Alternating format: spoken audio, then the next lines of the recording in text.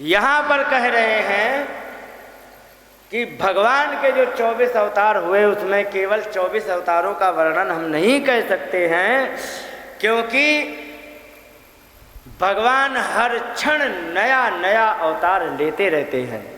वृंदावन में आज भी है, कोई भटक जाए, यदि सच्चा प्रेमी है भगवान का, रास्ते में भटक जाए तो कहा छोटे से बालक का रूप धारण करके और उन्हें रास्ता बता के फिर गायब हो जाते हैं। और ये आए दिन नित्य प्रति की नई नई कहानियाँ हैं और कोई आश्चर्य की बात नहीं। वहाँ वृंदावन में बात सुनाओ ना, कोई नहीं तुम्हारी बात पे ध्यान देगा। क्यों? वहाँ रोज ऐसा ही होता है। वृंदावन में, बरसाने में, नंदगांव में वो ऐसा ही होता है। वहाँ कोई, अरे भगवान तो आते ही रहते हैं, सबके यहाँ पास आते। तो कहने लगे नचात कश्चिद निपुणेन धातु रवैति जंतु कुमनीष ऊती नामानि रूपाणि मनोवचो भी संतन्वतो नटचर्याम इवाज्ञः। भगवान क्या क्या लीलाएं करते हैं, क्या क्या नाटक करते हैं, वो कोई नहीं जान सकता है। क्यों नहीं जान सकता है? क्योंकि इनके नाम रूप लीला, इनके कोई वर्णन ही नहीं है। इतने नाम रूप लीला हैं जिसका हम कोई वर्णन कर ही नहीं सकता है, मन वाणी से हम कभी नहीं कर सकते हैं। और ये हमेशा नाटक करते रहते हैं नट की तरह। अच्छा एक बार बताओ, जादू देखा है किसी ने? आप सबने? आता है डमरू बजाता है, डुक डुक डुक डुक करता है, डमरू बजा करके फिर वो है, हाँ डमरू बजाएगा, फिर एक चौकोर टोकरा जैसा रखेगा, कपड़ा डालेगा, छोटे से बच्चे को बंद करेगा, गर्दन में चाकू मारेगा, कहीं की बर्तन निकाल देगा। देता है कि नहीं? सबने देखा होगा। ईमानदारी से बताओ, आप लोगों में कितने लोग उस रहस्य को जान पाते हैं? किसने ये जादू करके कैसे दिखाया? बताओ, कोई जान पाता? नहीं जान पाता। क्यों? अगर जो जान जाएंगे तो कौन देखने जाएगा? सब सीख जाएंगे, लेकिन नहीं जान पाते। जरा सोचो, एक साधारण मनुष्य जब जरा सी लीला सीख जाता है उसको हम नहीं पहचान पाते हैं, और वो तो सबसे बड़ा जादूगर है। उसकी जादू का कोई ठिकाना नहीं है, इसलिए उसकी लीलाओं को कौन समझ सकता है? लेकिन समझ सकते हैं कौन? आपने देखा होगा कि उसी जादूगर के साथ एक छोटा सा जमूड़ा भी साथ में रहता है। जमूड़ा जानते हैं? हाँ, उसका सहयोगी। लेकिन जिस समय वो बर्तन निकाल दिखाता है तो उसका सहयोगी आश्चर्यचकित होता है कि नहीं होता है? मालूम है? नहीं होता है। क्यों नहीं होता है? क्योंकि वो सारे के सारे रहस्य को जान जाता है कि इन्होंने कैसे नाटक किया था, इन्होंने कैसे जुगाड़ किया था, हमारी गर्दन पे चाकू मार के दिखाने का कैसा नाटक था। क्यों? चाकू टेढ़ी होती है, सीधी दिखा देते हैं, वो सब कर लेते हैं। पीछे कपड़ा लगा करके चाकू वहीं छिपी होती, टेढ़ी होती है। इस प्रकार से करते हैं तो उस जमूड़े को कोई फर्क नहीं पड़ता है, और लोग यहाँ तालियां बजाते हैं, पैसे भी देते हैं। तो कहने का तात्पर्य ये है कि जब एक जरा से जादूगर को हम नहीं समझ पाते हैं तो उस जादूगर को नहीं समझेंगे, और यदि समझना है तो सिर्फ एक मार्ग है। वो कौन सा? कि हमें भगवान का जमूड़ा बन जाना चाहिए, भगवान के सेवक बन जाएं तो ही हम कुछ कर सकते हैं। और अगर जो क्या बात हो गई माताओं, हैं? हाँ, हटगा तो कोई लगा देगा। तो कहने का मतलब ये है कि भगवान के यदि सेवक बन जाएंगे तो हम भगवान की माया को भी समझ सकते हैं, और अगर जो हम भगवान के सेवक नहीं बनते हैं तो हम माया को भी नहीं समझ सकते हैं। और यहाँ पर कहने लगे कि ये लीला जो नाटक चलते हैं, जादूगर जिसको चाहे उसे सिखा सकता है। भगवान भी यहाँ कह रहे हैं, सोई जान जेहि ते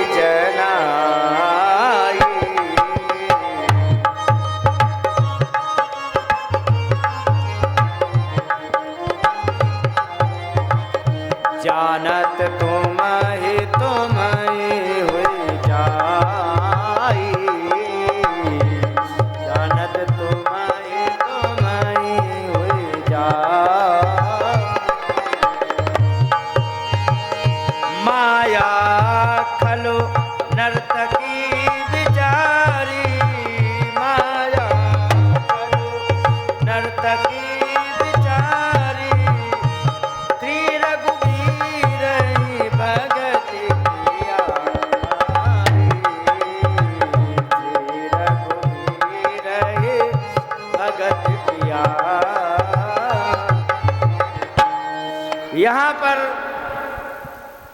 भगवान की माया को जानने का मात्र एक सूत्र है कि जादूगर के जमूड़ा बन जाओ। बस भगवान यदि अच्छी जादूगरी दिखाना जानते हैं तो उनके तुम सेवक बन जाओ और आप सारी जादूगरी को बड़े आसानी से आप सीख जाएंगे। इसके बाद अगला प्रश्न किया कि ये बताओ भगवान भागवत कैसे लिखी गई, किस कारण से लिखी गई, इसके पीछे क्या कारण था, आप मुझे ये बताओ। तो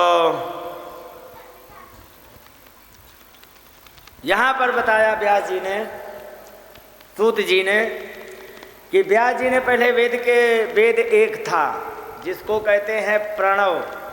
प्रणव नाम का वेद था, इसको 4 भागों में विभाजित किया। क्यों किया? क्योंकि पहले के युगों में व्यक्ति की आयु अधिक हुआ करती थी। आयु अधिक होने के कारण व्यक्ति को पढ़ने का समय बहुत मिल जाता था। आजकल टोटल 100 साल की, आजकल की आयु कितनी है? 100 साल की। उसमें भी गारंटी नहीं कि पूरे 100 साल तक पहुंच पाएंगे। कोई 80 में राधे राधे हो जाता, कोई 60 में ही हो जाते कि नहीं।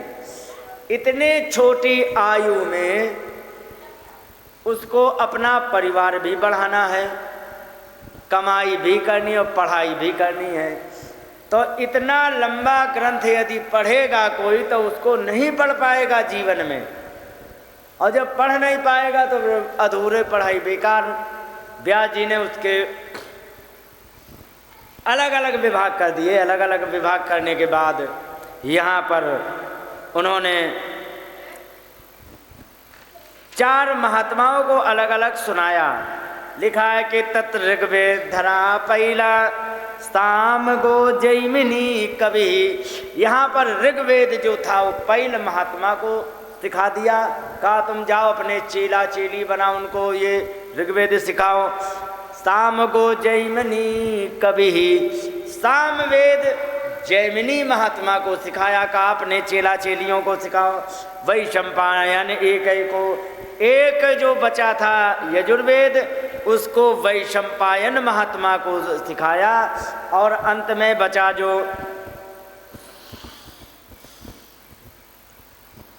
अथर्ववेद, वो अंगिरा महात्मा को पढ़ा करके कहा तुम पढ़ाओ। और यहाँ इतिहास पुराणा नाम पिता में रोमहर्षण।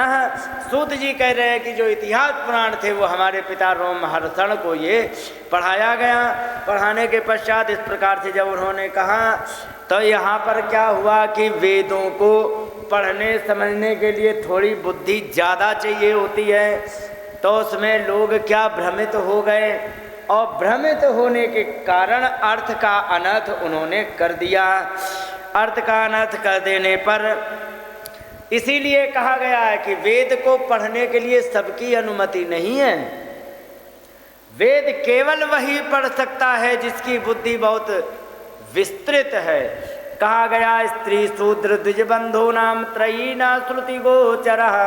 स्त्री को, शूद्र को, द्विजबंधु माने पतित ब्राह्मण को कभी भी वेद नहीं पढ़ाना चाहिए। क्यों? क्योंकि इनको समझने के लिए जितनी बुद्धि है उतनी इसमें लगा पाओ तो ठीक है, नहीं तो अर्थ का अनर्थ हो जाएगा।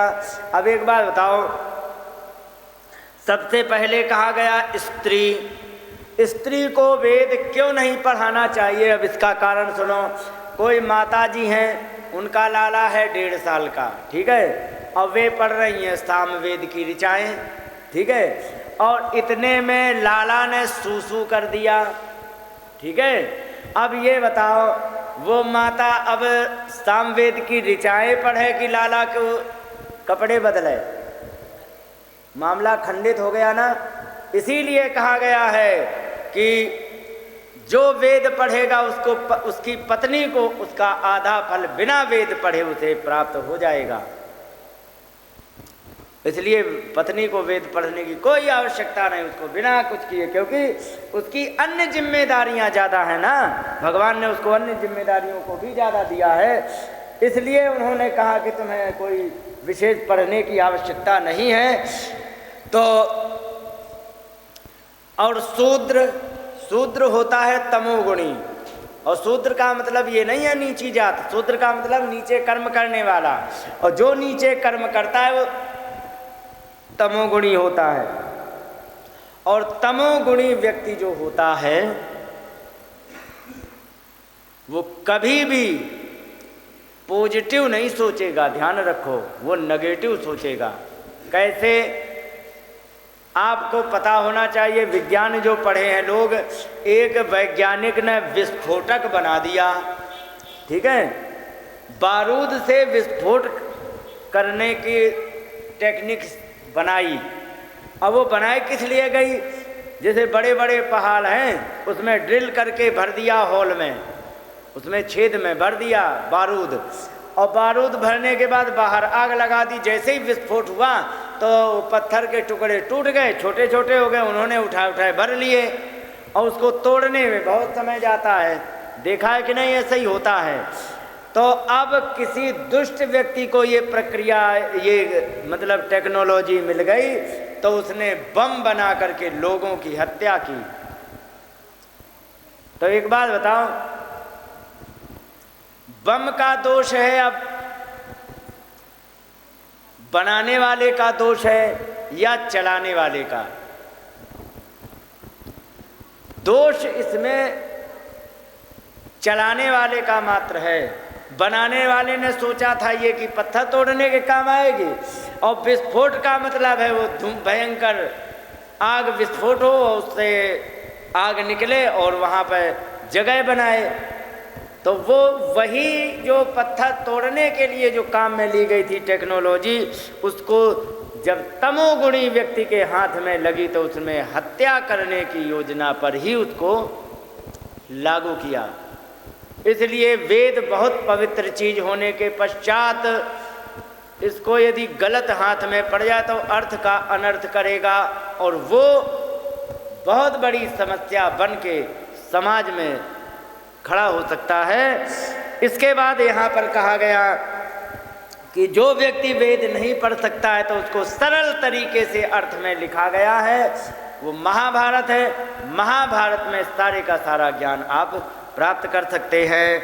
इस प्रकार से उन्होंने सब बनाया। बनाने के बाद यहाँ पर भगवान व्यास जी ने सभी वेद को 4 भाग में बांट करके पुराणों को, शास्त्रों को लिखा। लेकिन उनको एक समस्या हो गई कि उनका मन प्रसन्न नहीं हुआ। मेहनत बहुत की, मन प्रसन्न नहीं हुआ, बड़े दुखी बैठे। कहा गया कि हमें ये बताओ महाराज।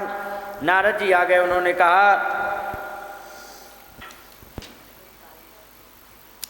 हमारा मन प्रसन्न क्यों नहीं हो रहा, ये बताइए भगवान। उन्होंने कहा कि तुमने जो भी कर्म किया है ना, कर्म तो अच्छा है, लेकिन तुमने केवल रूखा रूखा ज्ञान तुमने परोसा है। और ये बात ध्यान रखो, रूखा ज्ञान जो होगा वो समाज में कभी भी रोचकता नहीं उत्पन्न कर सकता है। तुमने बहुत कुछ बनाया लेकिन रूखा था, इसीलिए तुम्हारा मन प्रसन्न नहीं हुआ। क्योंकि भवतानुदित प्रायम यशो भागवतो मलम, तुमने प्रायः करके भगवान भागवत यश अमलम, निर्मल भगवान के यश का अनुदितम वर्णन नहीं किया है। और ये नहीं वासो न तुष्येत मन्ये तद्दर्शनम खिलम, अगर जो भगवान जिस कर्म से प्रसन्न न हो तो उस दर्शन को व्यर्थ माना जाता है।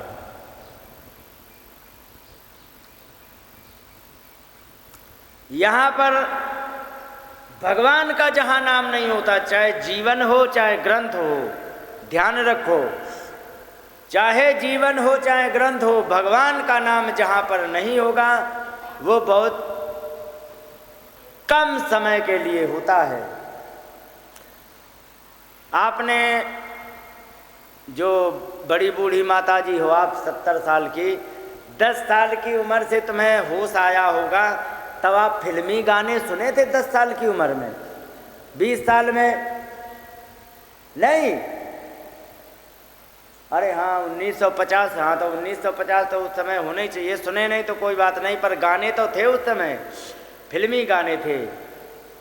इसके बाद समय बढ़ता गया, 80 का आया उसमें भी गाने आए, 90 का आया उसमें गाने आए, 90 में भी बहुत सारे गाने आए, और जैसे ही 2000 आया उसमें भी गाने आए। मैं निकला गड्डी लेके सड़क पे मोड़ आया, उत्थे दिल छोड़ाया, आए कि नहीं? लेकिन इतने गाने आए, 4 दिन चले, 5वें दिन खत्म हो गए कि नहीं? लेकिन एक चौपाई है, मंगल भवन अमंगल हारी, मंगल भवन अमंगल हारी, द्रवहु तो दशरथ अजिर बिहारी, द्रवहु तो दशरथ।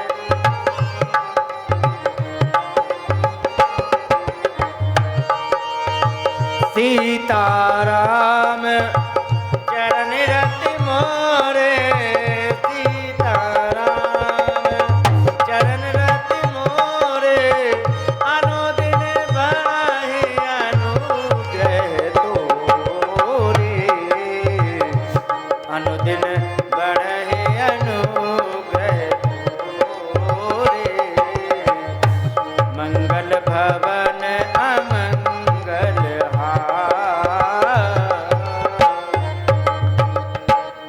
ये बताओ, मंगल भवन अमंगल हारी, द्रवहु तो दशरथ अजिर बिहारी।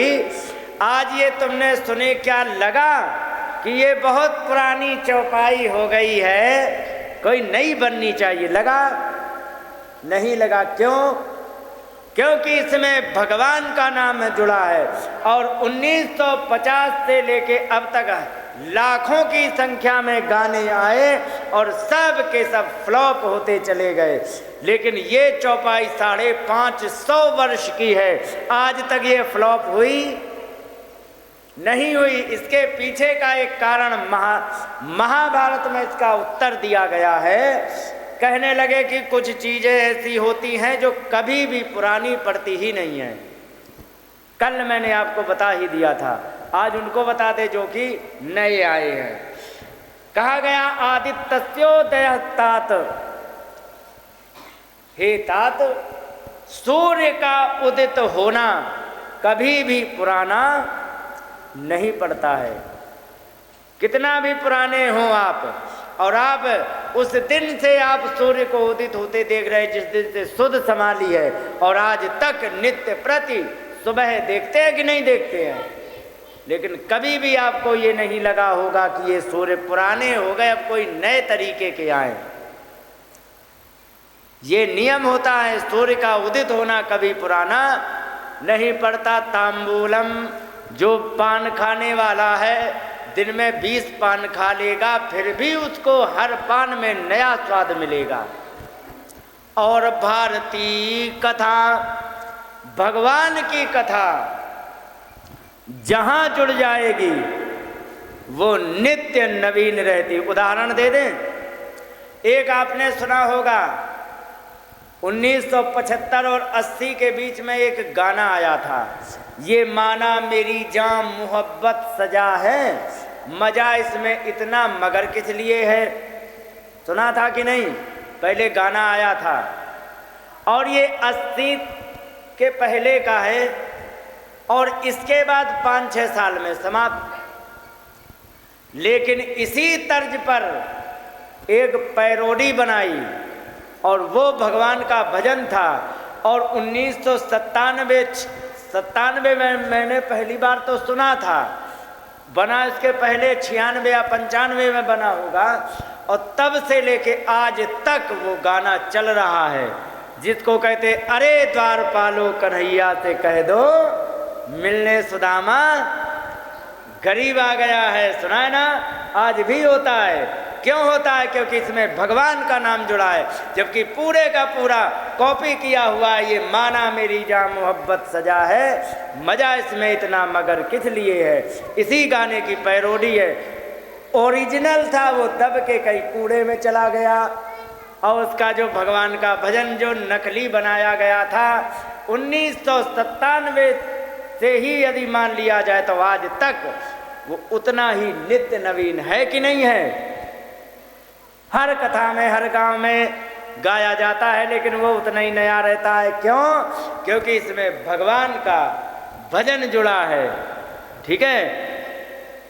हमारी बहुत जो हमारी नानी थी वो अपनी जवानी में एक गाना गाया करती थी।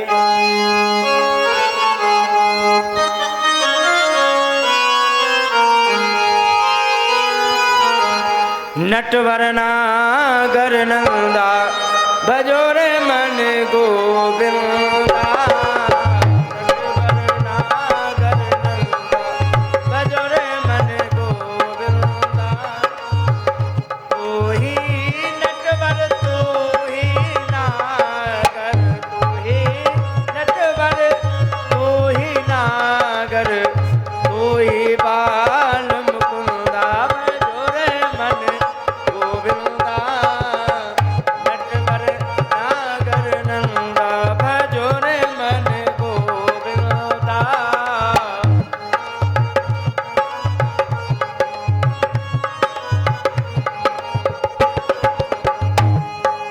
और सब देविन में श्री राधे बड़ी है, सब देविन में श्री राधे बड़ी है, सब देविन में श्री राधे बड़ी है, जिम तारन में चंदा भजोरे मन गोविंदा, नटवर नागर नंदा भजोरे मन गोविंदा, नटवर नागर नंदा।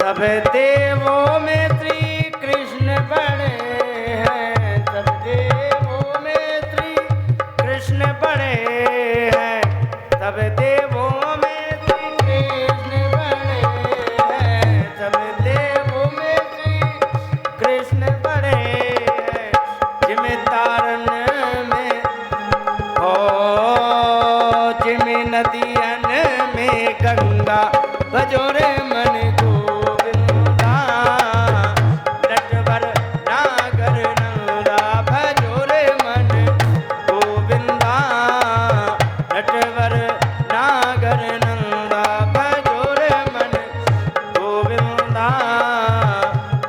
भजोरे मन गोविंदा,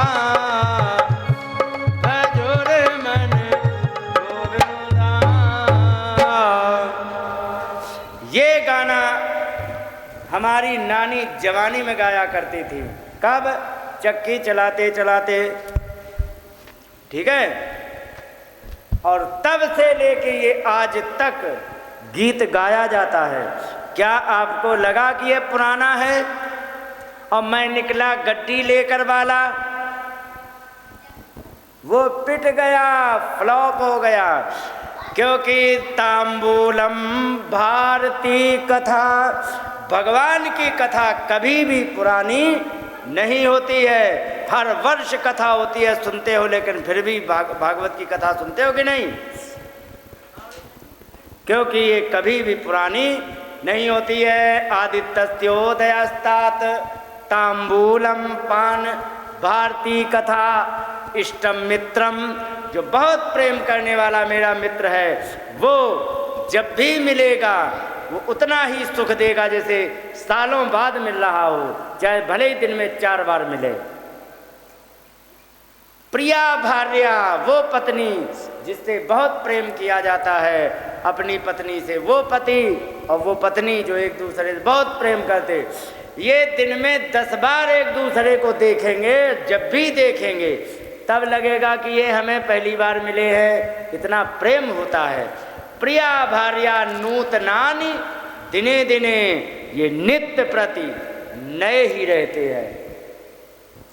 और तुमने यहाँ क्या किया है व्यास जी, सब कुछ कर दिया, लेकिन भवता नुदितम प्रायम यशो भागवतो मलम, आपने सब कुछ कर दिया लेकिन भगवान के अमल माने निर्मल यश का अनुदित आपने उसका वर्णन नहीं किया है, इसीलिए ये नैवासो न तुच्छेत है, इसीलिए तुम्हारा मन प्रसन्न नहीं हो रहा है। मन्ये तद्दर्शनम खिलम, मैं उस दर्शन को व्यर्थ मानता हूँ जहाँ पर भगवान के लीला कीर्तन चरित्रों का वर्णन ना हो, और तुमने यही नहीं किया है, इसलिए तुम्हारे मन को कभी भी प्रसन्नता नहीं मिल रही। माता जी, आपको एक बात मालूम है माता, सबसे इम्पोर्टेंट रिश्तेदार कौन सा होता है जिसकी बहुत सेवा करते हैं, बता सकते हो? जमाई। अरे वाह माता, आपने तो हमसे पहले कह दिया। हाँ जानती हैं आप, जमाई होता है ना। आपने बड़ी प्रेम से भोजन बनाया, अब भोजन बना के किस लिए? जमाई के लिए, हमारा जमाई आया है। लड़के अपने बेटे से ज़्यादा प्रेम करती है माता। और इसके बाद बहुत अच्छा भोजन बनाया, गलती से एक सब्जी में नमक नहीं डाला, मन प्रसन्न होगा? नहीं होगा, क्योंकि मेहनत पूरी की, प्रयास पूरा किया, गलती हो गई कि नमक नहीं पड़ा या अधिक पड़ गया, कभी भी मन प्रसन्न नहीं होगा। इसीलिए सब कुछ अच्छा होने पर मन प्रसन्न इसलिए नहीं हो रहा है क्योंकि उसका रस चला गया। और सबसे बढ़िया रस मालूम है कौन सा होता है? राम रस। चाहे तुम सब्जी वाला ले लो चाहे यहाँ वाला। एक बात बताएं, अगर तुम्हें रोज रसगुल्ला खवाए जाए, रोटी और सब्जी ना दें, कितने दिन खाओगे? नहीं खाएंगे। अरे जिस दिन एकादशी होती है ना, और अगर जो आलू उबाल करके नमक मिला के ना दिए गए, खीर हुई, तो शाम तक मन खराब हो जाता कि कुछ नमकीन होना चाहिए, होता है कि नहीं? और लेकिन नित्य प्रति कोई गरीब ऐसे होते जो केवल सब्जी नमक से ही रोटी खाते हैं, क्या उनका मन भरता है? नहीं। तुलसीदास जी कहते हैं, बहुत बड़ी बढ़िया बात कह रहे हैं कि भगतिहीन नर तो हैं कैसे,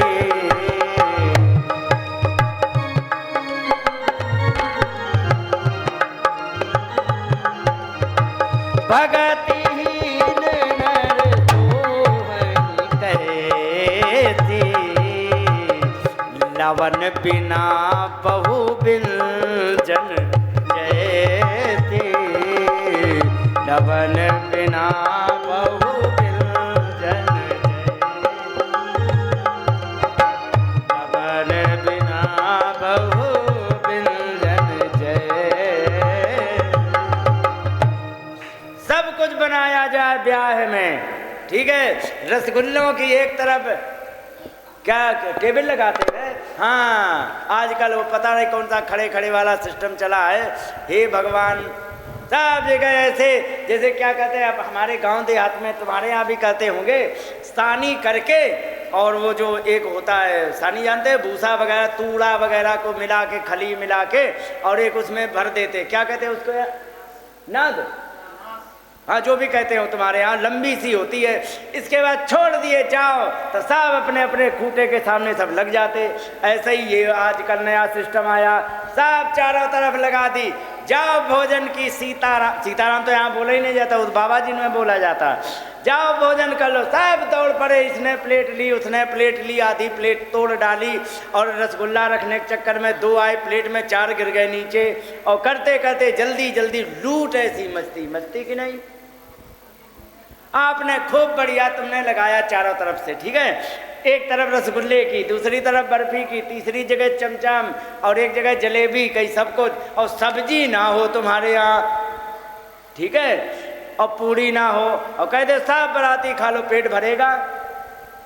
कहने लगे तुलसीदास जी, कह रहे कि भक्ति से हीन व्यक्ति कैसा होता है, कि कैसा होता है कि जैसे बिना नमकीन जो रसोई बनाई जाए ऐसे ही होता है। और तुम्हारे पास एक उदाहरण, एक तुमने मात्र जैसे तैसे कोई गरीब व्यक्ति है, एक लड्डू जो बूंदी के होते, बूंदी के लड्डू के एक जगह उसने अपना स्टॉल लगा लिया, और स्टॉल लगाने के पश्चात और उसने बैंगन, उत्तर प्रदेश बिहार में तो भटा कहते हैं, और वही भटा की सब्जी, बैंगन की सब्जी उसने आधे आलू आधे बैंगन मिला करके और उसने बढ़िया स्वाद की सब्जी बना दी, ठीक है, ना नमक कम है ना ज़्यादा, परफेक्ट है। और पूरी रख दी, और दूसरी लगी है तुम्हारे लड्डू की। बताओ कितने बराती भूखे रह जाएंगे, बताओ, एक भी नहीं।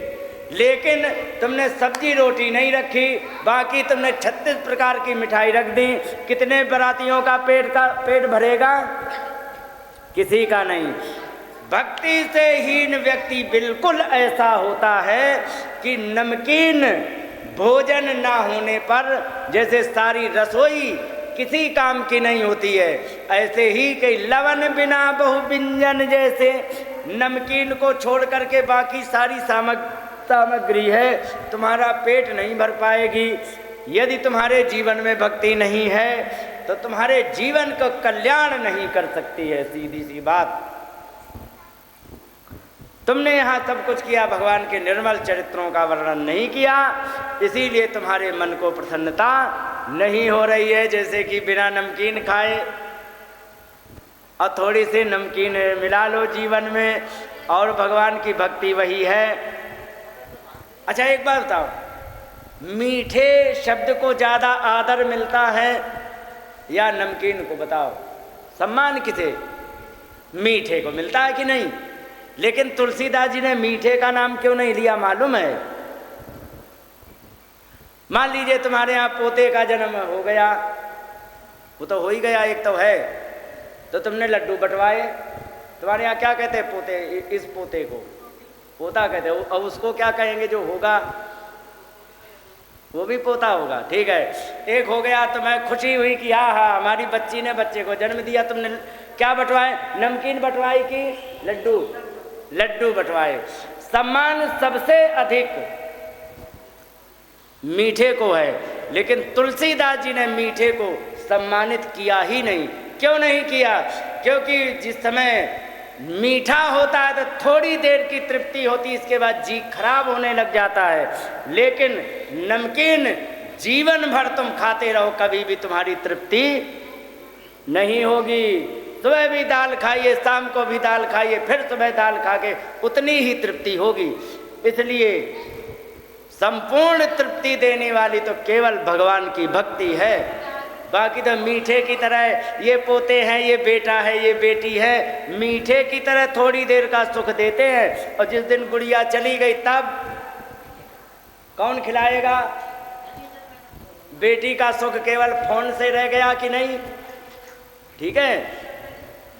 लेकिन भक्ति का सुख है, चाहे गुड़िया तुम्हारे पास रहे, चाहे जयपुर की जगह अमेरिका चली जाए, बहू तुम्हारे पास रहे, चाहे मायके चली जाए, यदि भक्ति का सुख है तुम्हें कोई दुखी नहीं कर सकता। वो सुख होता है, इसी को कहते पागल। भगवान के नाम के जो पागल होते हैं उसे कभी कोई दुखी नहीं कर सकता है। और इस प्रकार से जब उन्होंने कहा कि तुमने सब कुछ किया है बट तुमने भगवान का नाम नहीं लिया है, और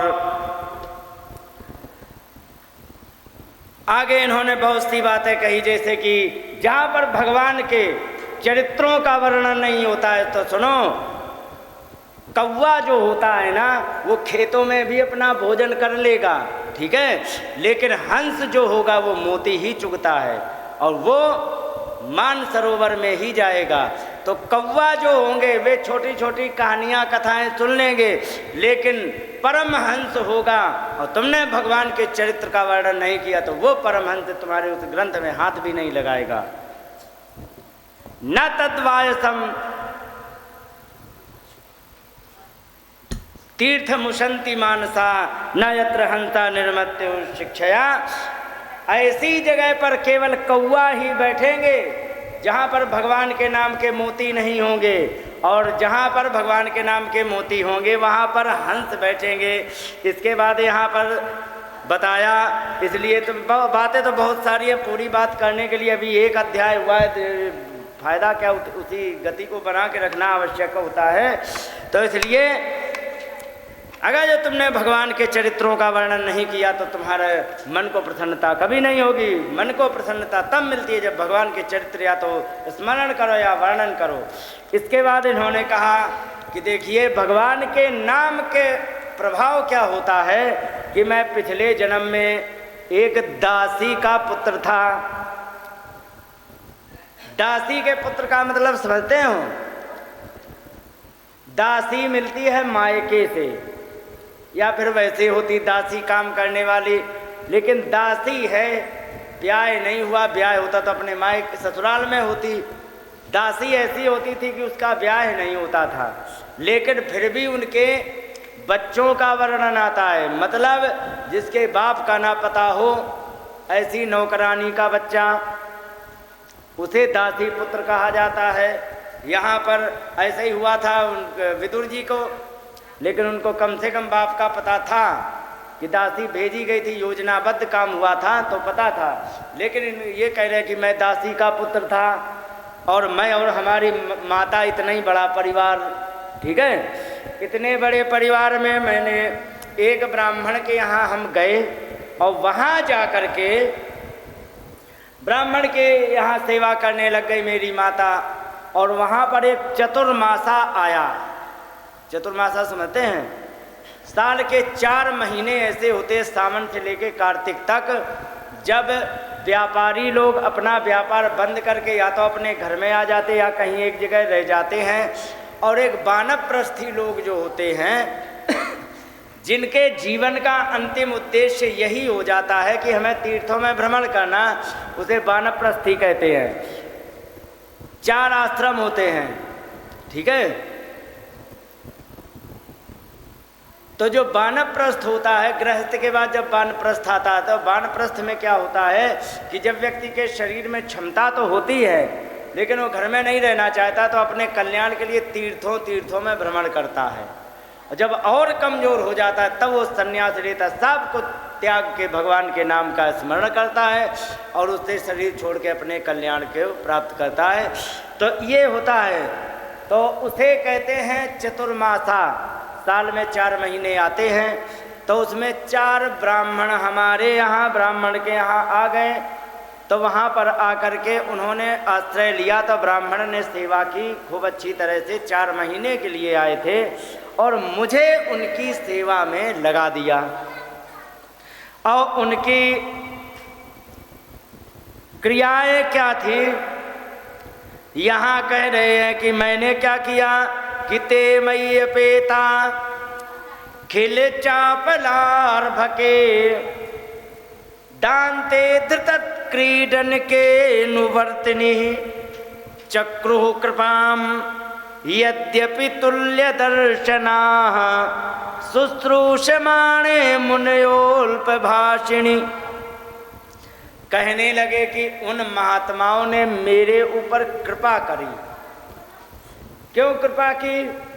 बड़ा अच्छा यदि एक एक बात को यहाँ उजागर किया जाए तो बहुत समय जाएगा, फिर भी संक्षेप में कह देता हूँ।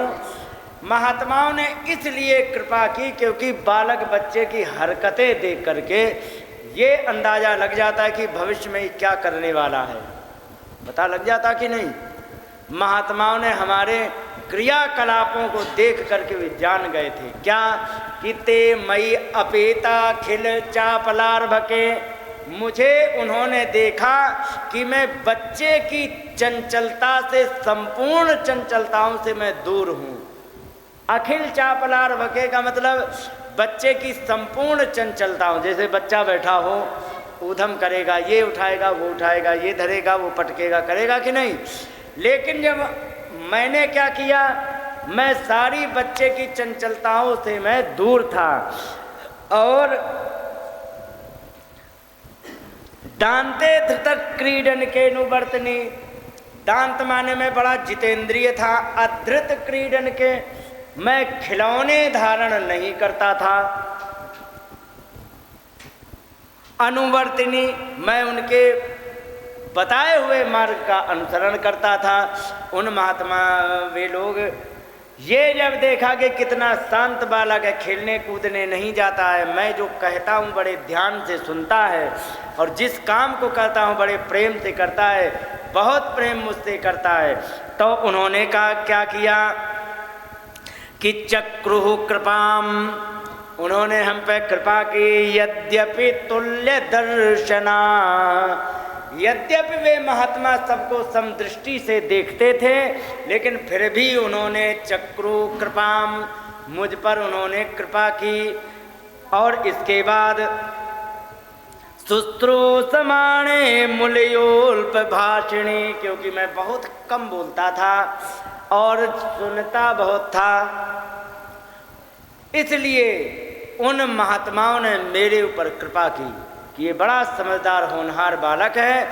जब कृपा की तो उन्होंने कुछ क्रियाएं बदल दी। एवं प्रवृत्तस्य विशुद्ध चेतसा उच्छिष्ट लेपान अनुमोदितो तुजैः सकृष्म भुंजे तदपास किल्विषा उच्छिष्ट लेपान अनुमोदितो तुजैः। मैं जो बचा हुआ अनुलेप कहते हैं चंदन आदि को, जो वे चंदन घिसते थे, ठाकुर जी को लगाते थे, इसके बाद स्वयं लगा लेते थे, जो बच जाता था वो मुझे दे देते थे।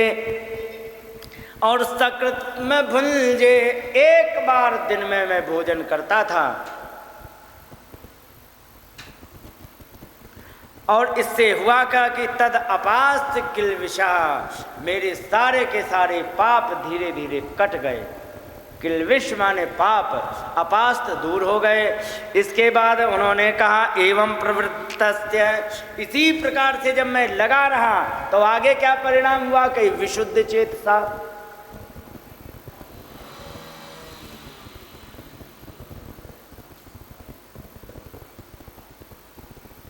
देखो देखो देखो कौन है, चलो चलो खैर ठीक है सब।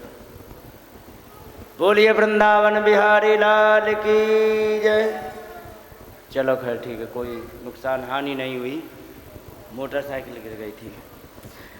एवं प्रवृत्तस्य विशुद्ध चेतसा, इस प्रकार से मैं प्रवृत्त हो करके, क्योंकि मेरा चित्त विशुद्ध था,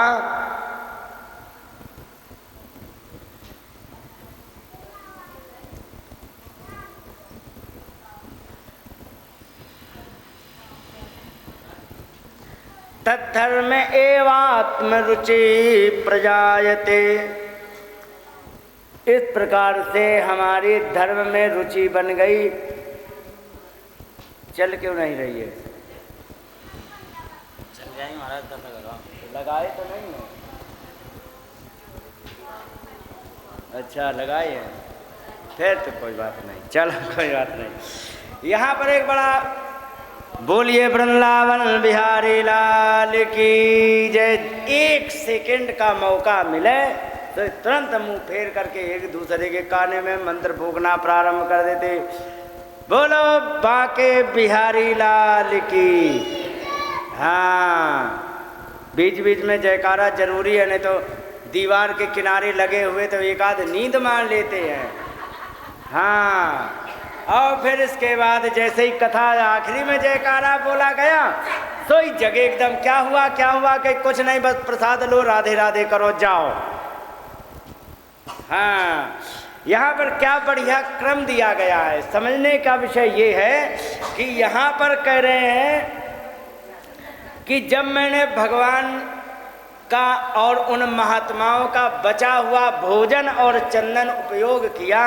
तो इससे इसी प्रकार से जब एवं प्रवर्तस्ते, यहाँ तब लिखा अपास्त किलविषा, हमारे पाप कटने लग गए। और जब इसी प्रकार से एवं प्रवृत्तस्थ, इसी प्रकार से जब लगा रहा, तब विशुद्ध चेतसा, मेरा चित्त विशुद्ध होने लगा। और जब चित्त विशुद्ध हुआ तब क्या परिणाम निकला कि तद्धर्म एवात्म रुचि प्रजायते, तब हमारी धर्म कर्म में रुचि बनने लग गई। समझे कुछ? आप लोग यहाँ क्यों बैठे हो मालूम है? आप यहाँ क्यों बैठे हो? नहीं तो तुम भी तो ताश खेल सकते थे। आप इसीलिए बैठे हो क्योंकि आपने जीवन में ऐसे कर्म किए हैं कि पाप कट गए हैं, और पाप कटने के बाद तुम्हारा चित्त विशुद्ध है। और उसी चित्त विशुद्ध होने का परिणाम ये है कि आज यहाँ भागवत में तुम्हारा मन, ठीक है? नहीं तो सांप के काटे हुए मनुष्य की तरह उसे नीम मीठी लगती है और बर्फी कड़वी लगती है। किसे? जिसको सांप काट लेता है उसकी पहचान होती है। नीम मीठी लगती है, बर्फी कड़वी लगती, जबकि नीम कड़वी होती है, बर्फी मीठी लगती है। आप लोगों को सच में नीम ही कड़वी लग रही, बर्फी मीठी लग रही, क्योंकि आपको पता है। इसी को कहते हैं तद्धर्म एवात्म रुचि प्रजायते, जब मेरा चित्त विशुद्ध हो गया तब में हमारी धर्म में रुचि लग गई। तो इस प्रकार से मैंने जब किया तब वे महात्मा के 4 महीना पूरे हो गए थे, वे जाने लग गए। तो जाने के बाद हम भी उनके पीछे लग लिए। जब उनके पीछे चले तो हमारी माताजी ने महात्माओं के हाथ जोड़ के कहा, भगवान हमारा एक ही लाला है, इसको आप लेट के चले गए तो हमारे जो आश्रय है वो हम कहाँ लेंगे?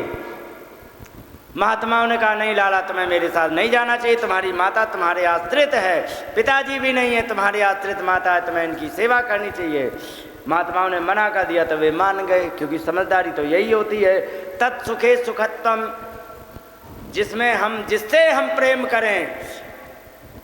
तो प्रेम की असली परिभाषा क्या है मालूम है?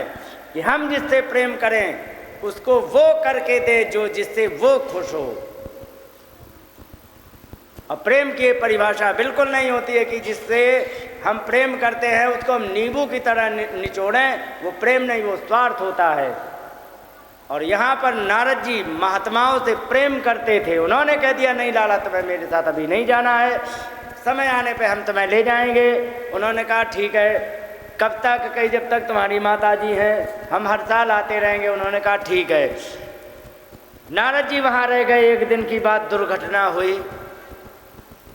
माताजी गौ दूने जा रही थीं। गौ दूने जाते हुए रास्ते में अंधेरे में सांप के ऊपर पैर पड़ा। उसने जाके उसको डस लिया, और डसने के बाद हमारी माता का उचित समय पर इलाज ना मिलने से वो मर गई।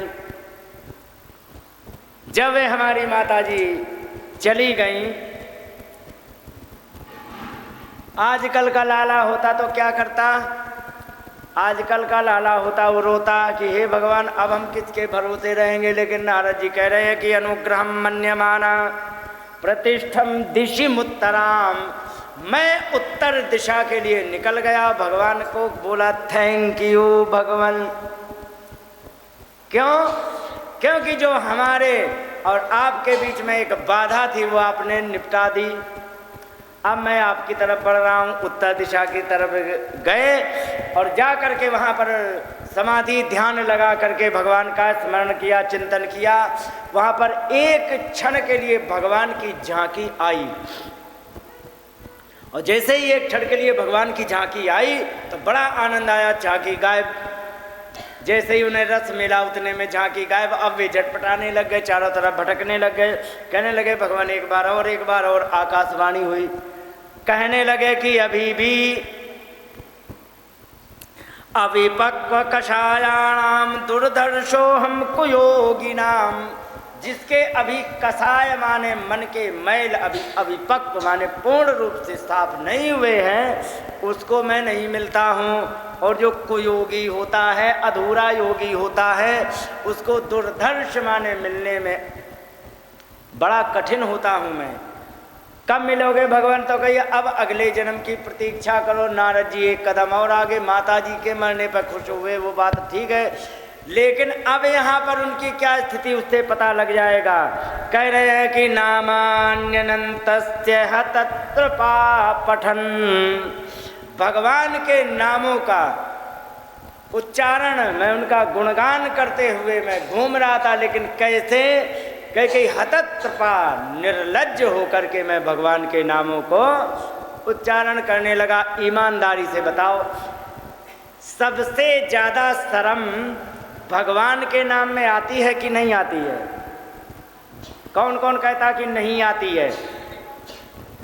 नहीं आती, आपको नहीं आती है। ईमानदारी से, कल डीजे बज रहा था, एक आध माताओं ने अपनी थोड़ी सी हाथ पैर ढीले कर लिए। अब अगर जो यही ब्याह हो रहा होता तो सच बताना क्या इतने ही हाथ पैर ढीले करती कि जिसको मौका लगता वो भी कूद नाच लेता, है कि नहीं? ब्याह में लाज नहीं आएगी, भगवान के नाम में भजन में लाज आती है। सबसे ज़्यादा लाज आती है तो भगवान के भजन में। ध्यान रखो, सड़क पे कोई बैठ करके, आपके गांव की ही बात बता दें, बैठ करके चारपाई या आसन पे कोई माला झोली लेकर के भगवान का नाम नहीं जपेगा, लेकिन कहो हथियार रख के कहो चारपाई पे बैठ जाए, सड़क पे बैठ जाते कि नहीं? दिखाने के देखो साहब हम पे भी ये कुछ, भगवान का भजन करने के लिए वहाँ नहीं बैठेगा। क्यों? वो हथियार दिखाने में अपना स्टेटस सिंबल समझेगा, लेकिन भगवान का भजन करने में वो अपने हीन भावना समझेगा कि ये क्या बाबा जी बन गया है क्या। तो सबसे अधिक लाज यदि आती तो भगवान के नाम पर आती है। कह रहे हैं कि नामानि अनंतस्य तत्र पठन, मैं निर्लज्ज होकर के भगवान के नाम का उच्चारण करने लगा। गृह्याणि भद्राणि कृतानि चास्मरन्, जो बड़े ही उनका गुह्यानि बड़े छिपे हुए थे। और इसके बाद यहाँ पर कहाँ भद्राणि कल्याण करने वाले था, कृतानि उनका सबका स्मरण करते हुए अब गाम पर्यटन तुष्ट मनागत प्रिया, मैं पृथ्वी पर विचरण करने लगा। अपने अंदर से मैं बड़ा प्रसन्न था और संतुष्ट था। संतुष्ट का मतलब किसी से ना कुछ लेना ना कुछ देना, मैं बिल्कुल संतुष्ट था। और गत प्रिया, किसी से हमें कोई ईर्ष्या वगैरह नहीं थी। लेकिन क्यों भटकने लगा? कई कालम प्रतीक्षण विमदो विमत्सरः, मैं केवल काल की प्रतीक्षा करने लगा कि मेरा समय कब आएगा, मैं कब मरूंगा, मैं कब मरूंगा, क्योंकि अगले जन्म में भगवान का दर्शन मुझे होना है। भगवान के लिए जो अपने शरीर को छोड़ने को तैयार हैं, माता के शरीर छूट जाने पर कहने लगे आपने बड़ी कृपा की। इस प्रकार से यहाँ कह रहे इतना बड़ा प्रभाव था, मैंने भगवान के नाम का आश्रय लिया। फिर आगे सृष्टि समाप्त हो गई। अगले जन्म में क्या हुआ? मरीच मित्रा ऋषया प्राणेभ्यो हम च जगिरे, मरीच प्रमुख जो मित्रा माने प्रमुख ऋषि जो थे, उनके साथ प्राणेभ्यो हम च जगिरे, उनके साथ मैं उत्पन्न हो गया हूँ। इस प्रकार से यहाँ पर बता रहे हैं कि इतना बड़ा प्रभाव है भगवान के नाम का, इसलिए तुम्हें सबसे पहले ऐसा ग्रंथ बनाना चाहिए कि जिसमें भगवान के महिमा चरित्रों का ही वर्णन हो। और एक बात तुम्हें और बता दें, ऐसे ऐसे परम गोपनीय ज्ञान को शास्त्रों में लिखा है जिसको सुन के बड़ा आश्चर्य करेंगे। ठीक है? अगर जो कोई माता जी है, किसी का लाला यदि ब्याह करने के लिए है उसका ब्याह कहीं तय हो गया तो बहू देखने जाते हैं। राजपूतों में जाते कि नहीं जाते हैं? हाँ ठीक है, मान लो अब तो बात बन गई। राजपूतों में अगर जो तुम जाते हो तो ये बताओ, जैसे लाला हो बहू को देखने जाते हैं, बहू आएगी चाय का कप ले करके, एक प्लेट में रख के उसमें 4 बिस्कुट, थोड़ी नमकीन, थोड़े काजू बादाम जैसी व्यवस्था हुई, जाके वहाँ पहुँच जाएगी, लो चाय, ठीक है। इसके बाद वहाँ पर आए किस लिए हैं और वो भेजी किस लिए जाती, ताकि तुम इस बहाने से जाओ, तुम्हें देखना चाहते तो देख लेंगी, सच है कि नहीं है? तो एक बात बताओ, जिस समय तुम बहू देखोगी तो बहू देखने में क्या देख लोगी, ये बताओ। प्रश्न ये है, बहू देखने गए तो तुम क्या बहू को देखोगी, बहू में क्या देख लोगी? यही कितनी गोरी है, कितनी काली है, बस कितनी लंबी है या कितनी छोटी है। बाकी शिक्षा वगैरह पूछ लोगे, कितनी पढ़ी हो बिटिया, क्या कैसा है, बस हो गया। बाकी उसके मन में क्या है ये तुम देख पाओगे। लेकिन अगर जो तुम हमारी बात मान लो, गारंटी से किसी के भी मन में क्या चल रहा है सब कुछ सीख जाओगी, समझ रहे हो? ये बात लिखी है स्कंद पुराण के काशी खंड में, बहू देखने का स्पेशल वो उसी लिए है भाई। वहाँ पर वैशंपायन कहते हैं कि महाराज हमने देखा है जो ब्याह एक कर लेता है तो उसका पति सुबह शाम 3 ताल में कभी कृतक नृत्य रोज नचता है, एक पत्नी दिन भर उसे नचाया करती है, नचाती कि नहीं? और कभी कभी जब दिन भर पति काम करके आए और पत्नी ने आके लाल पीली आंखें दिखा दी तो उसका सारा माथा खराब हो जाता है, होता कि नहीं? ये बताओ कैसे ब्याह किया जाए? हमारी हिम्मत नहीं पड़ रही। कहा गया कि तुम्हारी हिम्मत भी पड़ेगी और तुम्हारे कलह से भी बच जाओगे, फिर कहीं क्या करना है? क्योंकि अब हम जो तुम्हें बताएं वो तुम्हें देखना है, ठीक है? तो अब यहाँ देखने का तरीका बताया, एक आध सैंपल दे देते हैं, ठीक है? चेहरा देखो सबसे पहले, ठीक है? अगर जो चेहरा लंबा है, ठीक है, अगर जो चेहरा लंबा है, किसी का लंबा होता है मतलब गर्दन के बराबर ही ऊंचा हो जाता, उसी में छोटे छोटे नाक मुंह कान सब चिपके होते हैं, होता गर्दन जैसा है। अगर जो चेहरा लंबा है तो दरिद्रता का सूचक है, ठीक है? चेहरा गोल है, बड़ा प्यारा। इसके बाद चेहरे को अब ऑब्जर्व करने की आवश्यकता है। किसी का माथा बड़ा होता है, किसी का ये 3 हिस्से होते हैं और गुण होते हैं 3, सतोगुण रजोगुण तमोगुण। सतोगुण रजोगुण तमोगुण, जिसका नीचे का पोर्शन बड़ा हो, बिल्कुल मिट्टी से जैसे बनाया गया हो, मोटा मोटा, तो ये जान लीजिए कि वो सबसे ज़्यादा झगड़ा करेगी, क्योंकि उसका तमोगुण ज़्यादा है। और जिसका बीच में है वो रजोगुण। रजोगुण की परिभाषा ये होती है कि अपनी बात तो कहेगी, लेकिन यदि उसको संतुष्ट कर दो कि नहीं तुम इस जगह गलत हो, इसको ऐसा करना चाहिए, तो तुरंत मान लेगी। रजोगुण की पहचान होती।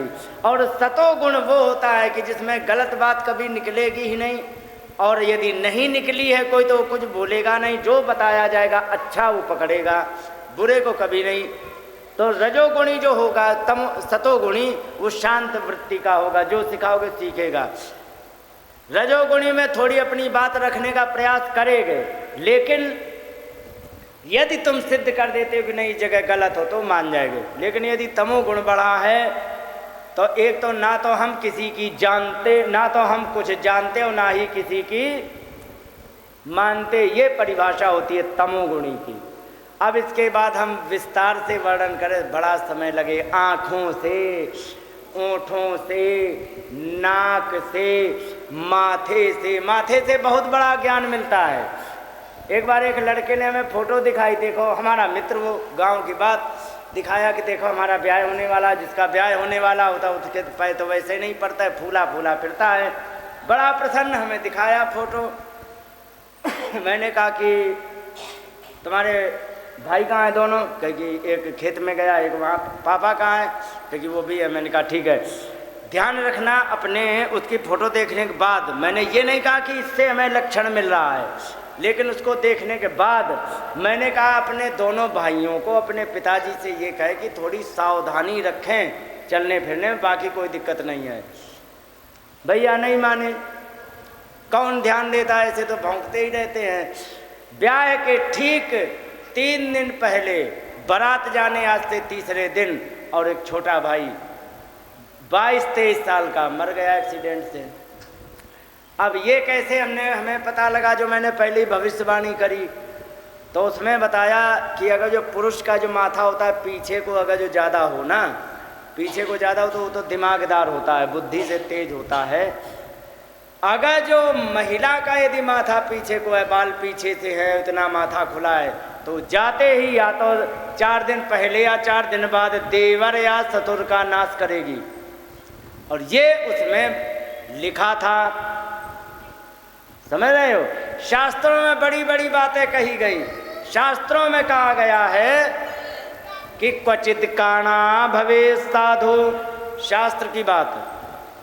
अगर जो कोई काने हों, 1000 काने लोग इकट्ठे, काने का मतलब जिसकी मात्र एक आँख हो दूसरी खत्म, अगर जो 1000 काने व्यक्ति इकट्ठे किए जाए तो उसमें ढूंढने से एक ही समझदार मिलेगा।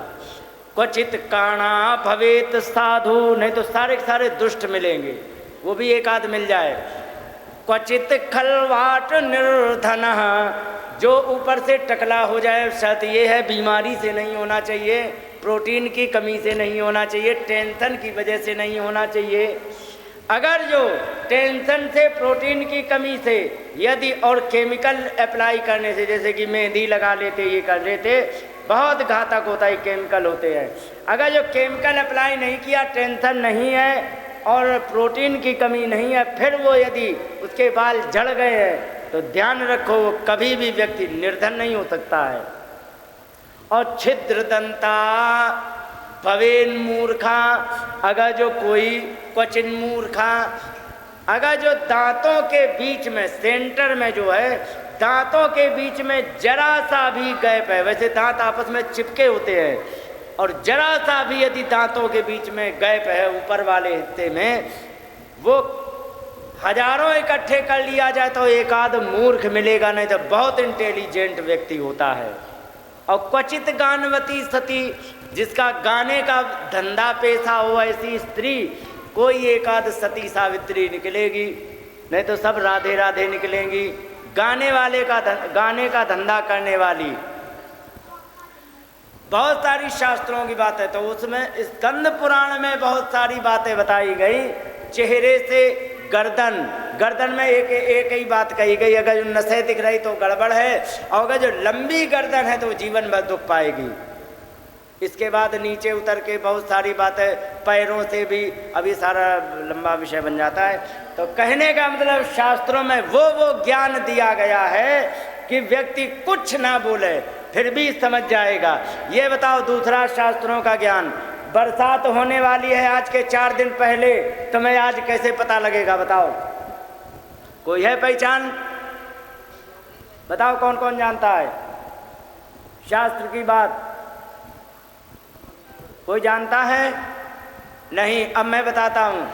अगर जो तुम्हारे घर में चींटियाँ निकलने लग जाए, मिठाई है उसमें चींटियों ने डेरा डाल लिया, और चींटियाँ अगर जो बहुत सारी इधर उधर भटकने लग जाएं, जान लीजिए आज के ठीक 4 दिन बाद तक किसी भी समय पानी बरसेगा, जरूर बरसेगा। और अगर जो लाइन लगा के निकले तो तेज पानी बरसेगा। समझ रहे हो? दूसरी बात, शास्त्र की बात, भूकंप जब आता है तो कितने लोग जान पाते हैं कि आज भूकंप आने वाला है? कौन जान पाता है? कोई नहीं जान पाता है, लेकिन कुत्ते जान जाते हैं। क्यों? अरे सीधी सी बात है, जब भूकंप आता है ना, उसके 3 दिन पहले से एक गैस होती है जिसको रेडान कहते हैं, ठीक है? और वो रेडान गैस मनुष्य नहीं सूंघ पाते, कुत्ते सूंघ लेते हैं। वे जान जाते रेडान गैस उनके नाक में आई तो जान जाते यहाँ मामला गड़बड़ होने वाला है। और जब भूकंप आने वाला होता उसके आधा घंटा पहले 20 हर्ट्ज से कम की फ्रिक्वेंसी की ध्वनि जनरेट होती है, और 20 हर्ट्ज से कम की जो ध्वनि होती है वो मनुष्य नहीं सुन पाता, कुत्ते सुन लेते। जब भूकंप आने वाला होगा तो आधा घंटा पहले कुत्ता, गाय, बकरी, घोड़ा सब भागने लगेंगे इधर उधर। अगर जो शास्त्र पढ़े हो तो उनकी हरकत से आप जान जाओगे कि क्या होने वाला है। जीवों से ये सब जो है ना, ये सब हमारे लिए संकेत बताए गए हैं, ये जीवों से। और ये तब ज्ञान होगा कब, जब शास्त्र पढ़ेंगे। कितनी बातें बता दी, मौसम विभाग की जानकारी बता दी, बहुदेखनाथ बता दिया, व्यक्ति साधारण एक दृष्टि से जानना हो, मूर्ख है कि अकलदार, वो बता दिया। ये सब आया कहाँ थे? शास्त्रों में।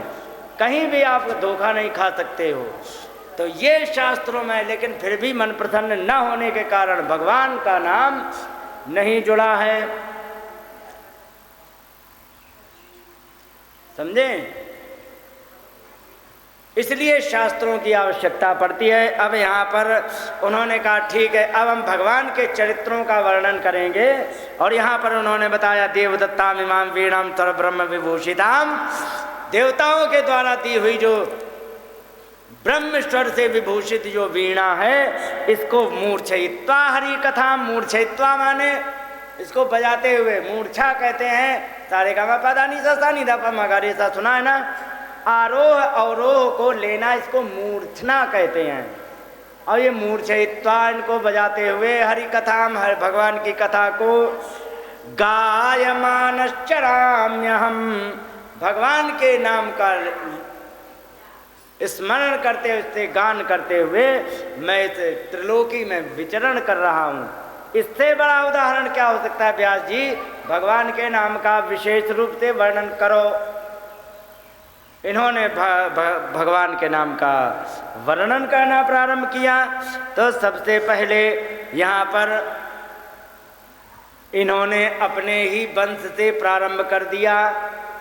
ये नहीं है भगवान का जन्म कब हुआ, कैसे हुआ, ना, अपने ही वंश से प्रारंभ किया। कहने लगे कि एक बार यदा मृधे कौरवो सृंजयानाम वीरश्वथो वीर गतिम गतेषु, जिस समय युद्ध हो रहा था महाभारत का, उस समय भीम का और दुर्योधन का युद्ध हुआ। बहुत युद्ध होने के पश्चात एक बार भीम ने लेकर के भगवान के इशारे पर जांग में गदा मारी, तो एक बार में जांग टूट गई। और जांग टूट गई तो जिस पे खड़ा होता वही टूट गई। तो भड़बड़ाए के दुर्योधन गिर पड़े, और गिर पड़ने के बाद फिर नहीं खड़े हो पाए। इसके बाद वृकोदरा विद्ध गदाभिमर्शा भगनोरुदंडे धृतराष्ट्र पुत्रे, जैसे ही गिर पड़े तो वहाँ पर एक दुर्योधन के मित्र आए जिनका नाम था अश्वत्थामा। कहने लगे भगवान, अरे बताओ मित्र, हम आपके लिए क्या सेवा करें जो तुम्हें बहुत अच्छा लगे। उन्होंने कहा कि जिन 5 को मारने के लिए 18 अक्षौहिणी सेना बर्बाद हो गई, 11 अक्षौहिणी हमारी और 7 अक्षौहिणी अर्जुन के पक्ष की, ये सारी सेना नष्ट हो गई। हमारे मामा मारे गए, हमारा परिवार मारा गया, 100 भाई मारे गए, अकेला मैं बचा हूँ और उनका नाखून नहीं टूटा है। जरा सोचो हमारे मन में सबसे बड़ा कष्ट क्या हो सकता है। उन्होंने कहा हाँ ठीक, समझ गया मैं। अरे तो हम आपको आज प्रसन्न करने के लिए हम जा रहे, आज हम उनकी गर्दन को काट के तुम्हें हम दे देंगे। रात में निकल पड़ा। यहाँ तो वर्णन विशेष नहीं किया गया है, लेकिन महाभारत में वर्णन किया गया कि चुपके से जब गया और चुपके से जाके, क्योंकि उनकी सिक्योरिटी में बहुत से लोग सैनिक लगे थे, उन सैनिकों को पीछे से बाण से हत्या करी। मारने में और हत्या करने में अंतर होता है। हत्या होती है चुपके से आघात कर देने से, और जो आमने सामने लड़ा जाता है उसको युद्ध करना कहते हैं। तो वहाँ पर सामने वाले को पता ही नहीं है कि हमारे साथ क्या होने वाला, पीछे से बाण मारा, मार डाला। इस प्रकार से हत्या करते करते जिस समय अश्वत्थामा पहुँचे, कहाँ गए? पांडवों के शयन कक्ष में। और वहाँ पर तब तक एक लीला हो गई भगवान ने करी, क्योंकि आज तो बड़ा उत्सव का दिन है, सबसे बड़ा शत्रु आज युद्ध भूमि में घायल पड़ा है, बाकी सारी सेना मारी जा चुकी है, तुम्हारी विजय हुई है, चलो आज उत्सव मनाने। यमुना व्यास नदी के पास जाते, वहाँ घूमने लग गए। व्यास सरस्वती नदी, व्यास नदी वहाँ कहाँ है? तो सरस्वती नदी के किनारे घूमने लग गए। तब तक वहाँ पर आए बच्चे उनके पांडवों के, और सारे बच्चे वहाँ सो गए। सोने के बाद जब बच्चे वहाँ सो गए तो उसने अंधेरे में आरती कर दें। अच्छा रुको थोड़ी देर, अब 3:15 बजे। अभी इतने जल्दी दोपहर में क्या करोगी? हद हो गई। हाँ तो अभी 4 बजे से करोगी ना? अच्छा हाँ रुको रुको रुको। यहाँ पर उन्होंने जब जाके देखा कि वहाँ पर अंधेरे में वहाँ पड़े हैं, तो वहाँ पर जा करके उन्होंने, अश्वत्थामा ने 5 बच्चों को काट करके गर्दन बालों से पकड़ के लटका के पहुँच गए। जैसे ही पहुँचे तो इतने में क्या हुआ वहाँ पर कि गर्दन उनकी वहाँ पर दी, और सबसे ज़्यादा क्रोध था दुर्योधन को भीम पर। कहने लगे ला भीम की गर्दन। उनने दबाई तो ऐसे फूट गई जैसे खीरा खरबूजा होता है ना, पकड़ के दबा दो तो फूट जाए, खरबूजे की तरह खोपड़ी फूट गई। अब उन्हें होश आया कि जिसकी खोपड़ी पर मैंने ये वज्र का गदा इतने बार प्रहार किया, तब तो सिर में कोई अंतर नहीं आया, ये हमारे हाथ से कैसे टूट गई। तब ध्यान से देखा तो पता लगा कि ये पांडव तो एक भी नहीं, उनके बच्चे हैं। यहाँ पहले बड़ा दुर्योधन प्रसन्न हुआ कि अरे वाह, आज जिसके लिए हमें इतना करना था वो आज इसने क्षण भर में कर दिया। अब जब देखा कि वे पांडव हैं ही नहीं, वो तो बच्चे हैं, तो भयंकर दुख हुआ। और उसको शाप था, जब प्रसन्नता और दुख एक साथ होगा तभी तुम्हारी मृत्यु हो जाएगी। इनके यहाँ मृत्यु हो गई। यहाँ पर माता कुंती ने देखा, माता शिशूनाम निधनम सुतानाम निशम्य घोरम परितप्यमानः। जिस समय बच्चों को देखा कि वहाँ नहीं है, गर्दन कटी है, धड़ पड़े हैं, भयंकर रोने लग गई। अर्जुन ने देखा क्या हुआ, देखो बच्चों की दुर्दशा, ढूंढ ही गए। वहाँ से दुर्योधन ने भगा ही दिया था, चल तूने हमारे साथ ये बहुत क्या दुर्व्यवहार किया, हमारे वंश में कोई दीपक जलाने वाला नहीं रखा, वहाँ से भगा दिया। अर्जुन पीछे पड़ गए, जान गए, क्योंकि सैनिकों को भी मारा था, उससे प्रमाण मिल गया कि किसने किया। देखा, जा करके उनको पकड़ने का प्रयास किया तो भागने लगा रथ से, और रथ से जब नहीं पेश गई, बहुत प्रयास किया नहीं भागा, तो उसने रथ छोड़ दिया, फिर झाड़ियों से भागना प्रारंभ किया। अर्जुन भी कूद गए। जब देखा कि अब अर्जुन पकड़ लेंगे, उन्होंने ब्रह्मास्त्र का उपयोग कर दिया। ब्रह्मास्त्र का मतलब आजकल का न्यूक्लियर बम जो होता है वो उस जमाने में भी था। आजकल न्यूक्लियर बम कहते हैं, उस समय वो ब्रह्मास्त्र था। ब्रह्मास्त्र का उपयोग किया तो उससे भयंकर आग निकलने लग गई। अपने बचाव करने के कारण यहाँ पर अर्जुन ने भी ब्रह्मास्त्र का उपयोग किया। दोनों ब्रह्मास्त्र टकराए तो भयंकर आग निकलने लग गई। जब भयंकर आग निकली तब कहने लगे भगवान हमें बचाओ, प्रभु बचाओ। भगवान कृष्ण ने कहा कि तुम्हें तो गुरुदेव ने अर्जुन इसको शांत करने की भी विद्या सिखाई है। उन्होंने कहा हाँ सिखाई, तो शांत कर दो। उन्होंने शांत कर दिया।